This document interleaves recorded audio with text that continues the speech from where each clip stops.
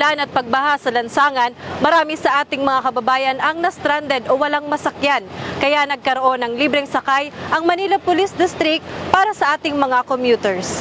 Sa patuloy na programa ng Philippine National Police sa pagbibigay ng libreng sakay sa ating mga kababayan, lalo na sa mga naipit sa kakulangan ng pampublikong transportasyon dahil sa sunod-sunod na pag-ulan at pagbaha dulot ng bagyo, ang mga sasakyan ng PNP ay makikita sa iba't ibang pangunahing ruta ng Metro Manila handang magbigay ng tulong.